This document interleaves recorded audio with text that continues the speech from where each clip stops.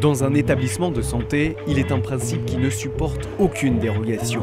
C'est l'hygiène et la stérilisation de tous les lieux et de tous les ustensiles utilisés au quotidien. Un métier est tout particulièrement en charge de cette tâche, c'est l'agent de stérilisation. Pascal exerce depuis plusieurs années ce métier et elle est consciente de l'importance de son rôle.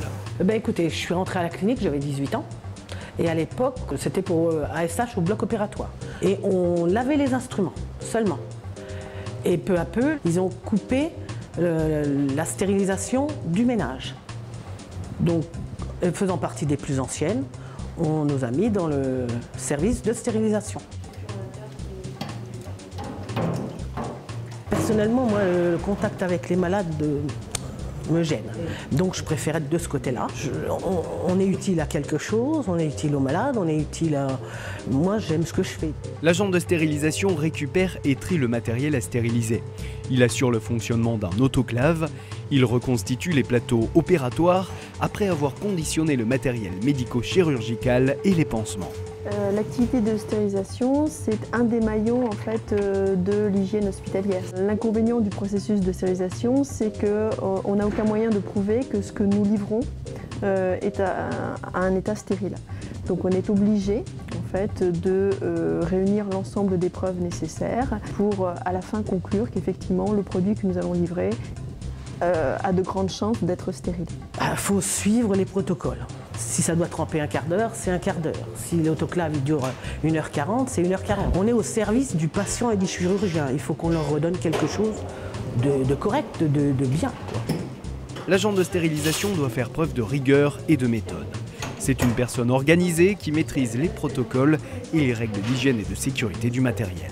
Une fois les instruments lavés, on les reconditionne avec des listings de boîte, on le passe à l'autoclave, donc cette grosse cocotte minute pour les stériliser.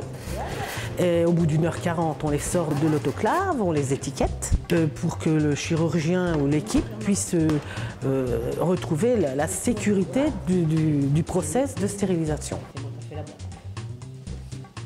On nous a permis de passer nos VAE, validation des acquis de l'expérience, pour valoriser le métier justement, parce qu'il n'était pas reconnu. Et tandis que là, malgré tout, j'ai le diplôme, je suis dans mon métier, je connais mon métier. L'idée, c'était à un moment donné de dire que des gens en fait, ont un métier qui est très technique. Donc la validation en fait, des acquis a permis donc, de statuer sur cette position, d'attribuer un titre et pour l'agent, peut-être lui donner une mobilité que jusqu'à présent il n'avait pas puisqu'il n'avait pas de titre qui reconnaissait en fait, son activité quotidienne. C'est un métier qui est, dans notre cas, 100% féminin. Mais on est parti en fait, d'un métier qui n'était pas reconnu, sans titre, pas de professionnalisation, pas structuré dans un schéma comme peuvent l'être d'autres professions, avec un cursus très particulier. Non, je pense que effectivement, l'évolution ultime, ça a été effectivement ce titre 4. Même si ce métier ne requiert pas de qualification obligatoire, il se professionnalise de plus en plus et un diplôme de niveau CAP ou Bac Pro est apprécié par les établissements de santé.